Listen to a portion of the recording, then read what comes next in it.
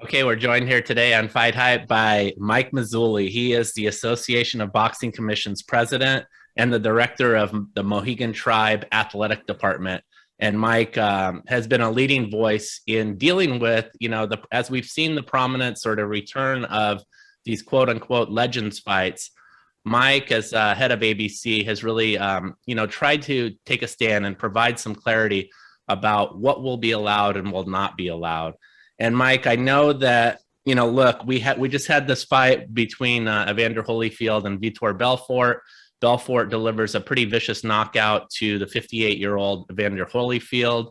Very scary moment, very concerning event that took place on as main event for Triller. And look, this was not a reactionary stand by you. You have tried to take a stand on, these fights even before that. But now that this has happened, what have you guys been doing to, further look at these situations with these legends fights? Well, first of all, I want to thank you for having me. This is a very important topic nowadays. And, I just want everyone to understand that it has nothing to do with the age discrimination. It's all about fighter safety. The Association of Boxing Commissioners, was formed in the early 80s under Muhammad Ali Act. And it's all about fighter safety. Senator McCain was a big advocate of the Muhammad Ali Act, and we formed the ABC.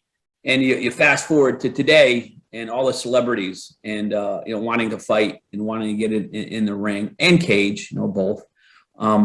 We're really concerned about fighters over the age of 50 wanting to get in. I mean, let's step back a little bit with the Paul brothers. Who are they fighting? What's their abilities and their training?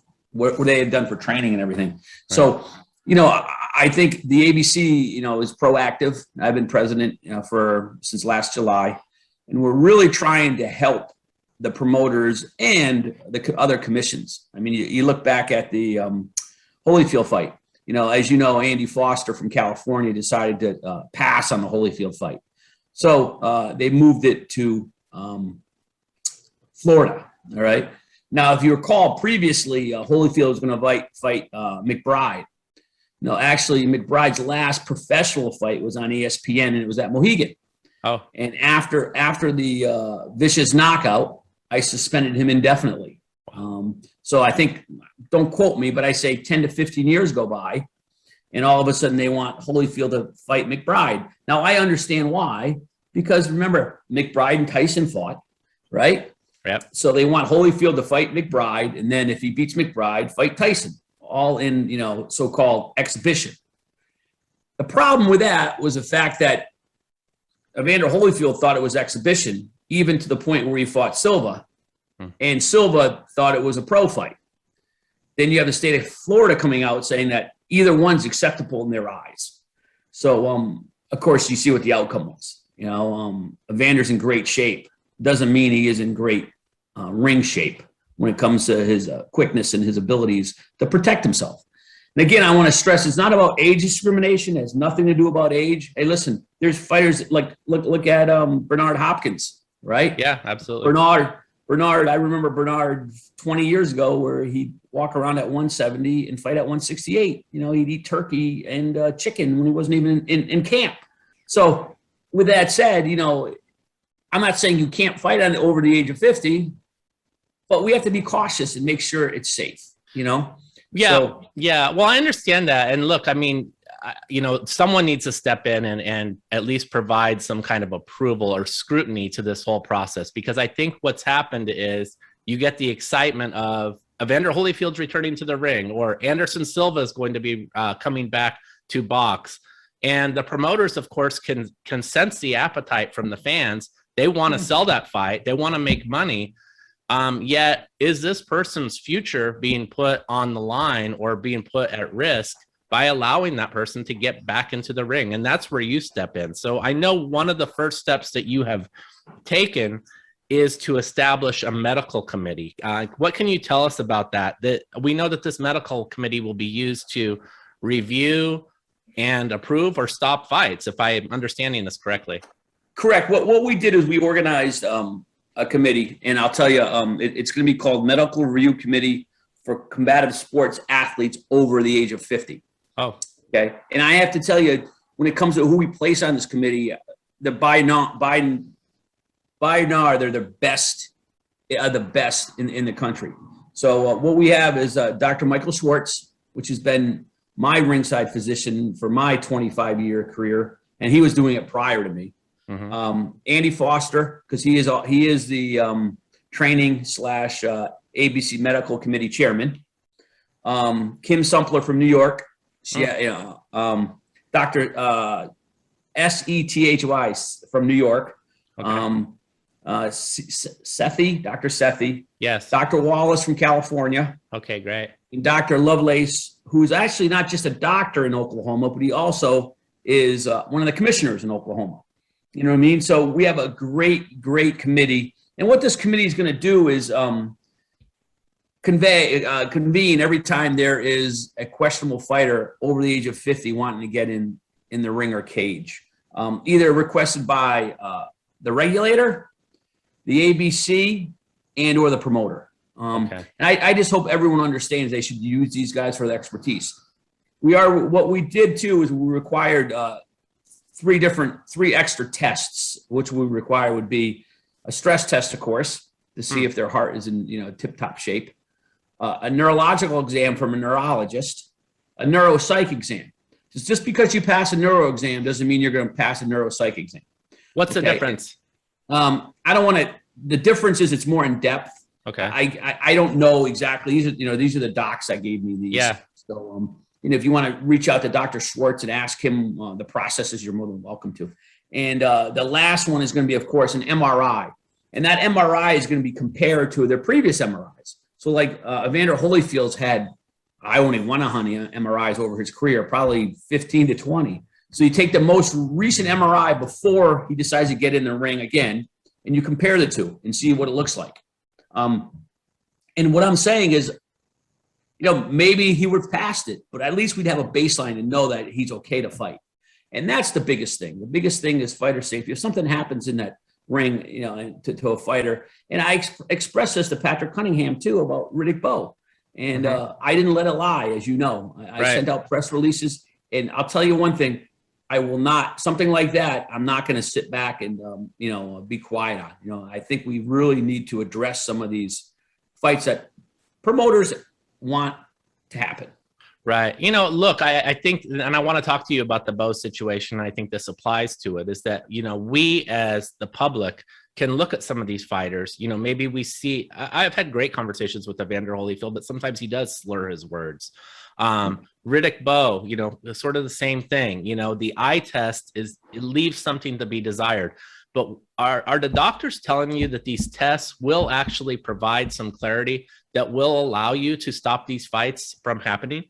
Well, in both ways, they'll provide some clarity that the fighter is acceptable. Look, Oscar De La Hoya is a fine example. Andy put him through all those tests, and he was able to fight. But the minute they replace him with Holyfield, he's like, "Whoa, time out here."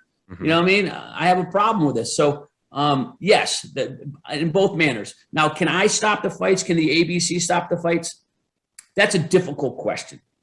What we can do is embarrass the heck out of a state, and they'll stop it themselves. And the promoter, embarrass the promoter too, right? Because these are the people that are trying to cash in on someone's health. Absolutely. And listen, I understand some of these fighters are destitute and they need the money, but what's better? What's more important, living longer or, dying in the ring or making a couple dollars? And right. So that's it concerns me quite a bit. Yeah, absolutely. So now you said 50 and over. What about the fighters? De La Hoya is a perfect example. He's 40 plus. And so are some of these other guys who are trying to participate in these Legends fights. Will those guys also be scrutinized by this committee? Yeah, absolutely. Okay. We will, we're not going to, I say 50 and over, just for the fact that we needed a cutoff. If we have somebody that's 45 years old and is questionable, of course, I'm going to forward it to the committee and we're going to do our due diligence. I have to say, I looked when we picked the individuals on this committee, there's over 255 years worth of experience on this committee. I mean, you look at that and it's boxing experience. You know what I mean? Dr. Schwartz has about 38 years. So just him right there, it's just really a great committee. And do we want this Legends to continue? I don't have a problem with it. I really don't. But we have to do it smart and do it safe. Yeah. Now you mentioned the situation that happened with the Holyfield fight, and they couldn't get it to where they wanted to in California. Well, no, that's not California. They tried to put this over in Florida, and they did. They staged it there. The situation is clearly a case of what's called venue shopping. And I think that, what I'd like to know is, will your decisions that you make and the scrutiny that you're applying, will that have teeth in stopping these commissions from allowing these fights to progress, or will promoters have this, flexibility to continue to venue shop and put the fight wherever they, can get it approved? Well, I have to tell you, a fine example is a Riddick Bowe, as you are aware that they decided to remove him from fighting down there. I'm not afraid to put pressure on the states, ABC member or not. I'm not afraid to go like yourself and go to the media and say the ABC does not support this at all. And it seemed to work this time. And Patrick Cunningham, and I commend him 100%. Sent me a text this morning and said that the fight wasn't going to happen. Riddick Bowe was not going to fight. And he gave me a little wink, one of those emoji winks. I don't know if he was the advocate behind it or not, but I spoke to him and texted him for the last 3 days, and I wouldn't leave it alone. What are your concerns about Bowe?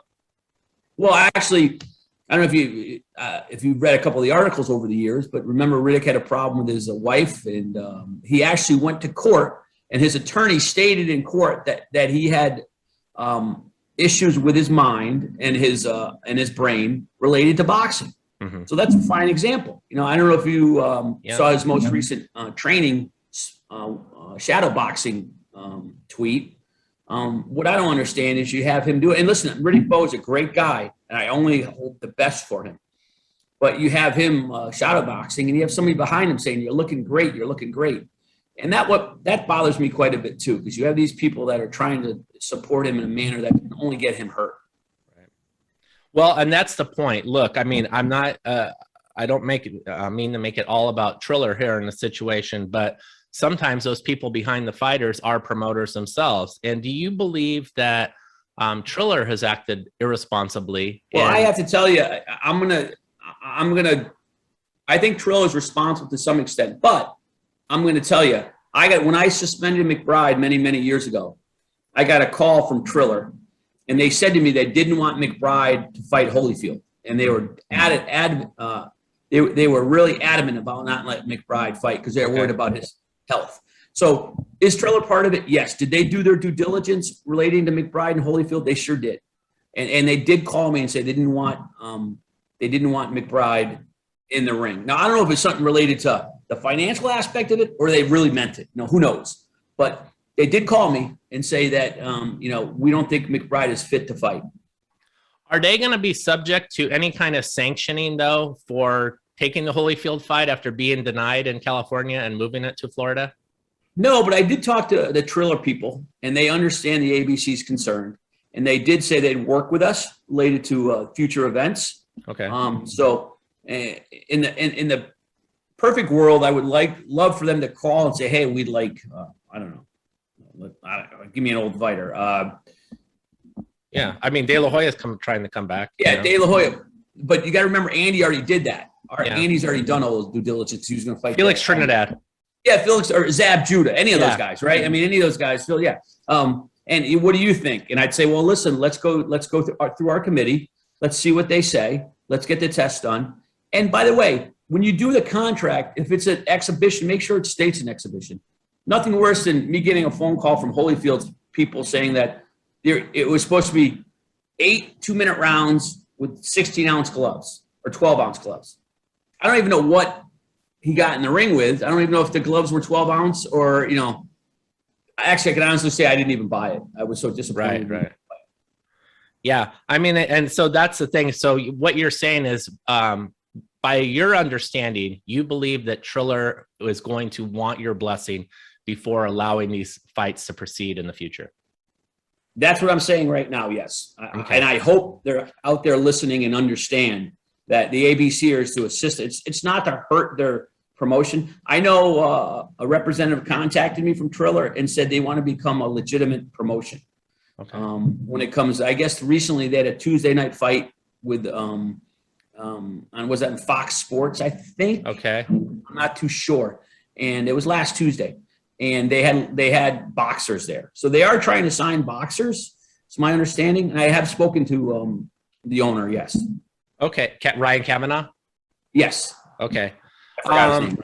Now, look, I mean, and part of their business, and again, not to pick on Triller here, but they are in this business of both the Legends fights and the influencer fights. What kind of scrutiny will you be applying to the influencer, not the health of the fighters as much as the matchups and who they're fighting and what those bouts look like? And is this okay or not? Well, when it comes to matchups, I'm more or less worried about the health. The matchups, of course, we're concerned with, and we will recommend that, listen, this isn't a good matchup. But with that said, the health and safety is the most important. So, I just want to work with all the promoters and at the end of the day, when you look at the Holyfield fight, it did nothing to support and move boxing forward. Nothing at all. And you got to remember, we have the people like you and I that are in the sport and love the sport. Then you have people that watch this and think it's a circus. Right. You know what I mean? And they say boxing's corrupt, boxing's a joke. That's what we have to try to fix. And we have to try to fix, hey, listen, I don't mind these celebrities boxing exhibitions or fights as long as they're qualified. I mean, I think Showtime just signed the Paul brothers, if I recall correctly. I know they've been on Showtime a couple times. Correct. Yes, they have a deal with Jake Paul, and they had the Logan Paul Mayweather fight. Now, look, you're absolutely right, Mike. And I think that I wanted to ask you. I mean, I think you mentioned the exact situation that we're talking about. Is that boxing is sort of deemed the Wild West of sports. It's like almost like an anything goes, no holds barred type of sport at times. Can you talk about your own responsibility in the position that you have to make sure that there is, that the proper regulation is being conducted to make sure that this does not become the, quote unquote shit show that we have seen over time? Yeah. As the ABC president, the Muhammad Ali Act, which is a federal law, has to be adhered to, and with suspensions and with making sure the fighters are cleared to fight. So, fine example, Lance, if you fought out in California and you got KO'd out there, Andy Foster would give you a 60-day suspension. Right. If TKO is 30, KO 60. You try to come and fight at Mohegan, you wouldn't be able to fight because you're on suspension. You know what I mean? So that's what the ABC is all about, and the fighter safety is the most important. And I want to work with everybody. At the end of the day, we want to make sure the sport is safe and the fighters are protected, and it's a good product for the promoters to put on. Yeah, absolutely. Now, last thing I was going to ask you: have you been getting a lot of urging or people tugging at you to, hey, the ABC is needed here to come in and take a stand on this situation? I've gotten a lot. I've gotten this, it's pretty funny because Brian Dunn was the president prior to me, and I just took over in July. And he had it during the COVID era. So with that said, it was a little quiet, but dang, this is a full-time job. And I must admit, I don't get paid. No one's getting paid for this. You know what I mean? Yeah. I see what some of the press write about the ABC, but I think, and what do the people respond to your articles? They don't understand what the ABC is. It's an organization that's just basically a trade organization that has federal law behind it. But, we need assistance from the promoters and everything to get the job done. So, yeah, I honestly, Lance, I've gotten in the last week and a half before the Holyfield fight and after the Holyfield fight, I probably had 25, 30 calls. And not just from reporters, but from fans too. Guys that come to all my fights at Mohegan that know me personally saying, how the hell did this happen? You're the president of the ABC. What are you doing? You know what I mean? So it's just like, geez, I'm doing my best. Yeah, well, absolutely, Mike. Thank you so much for explaining it to everyone today.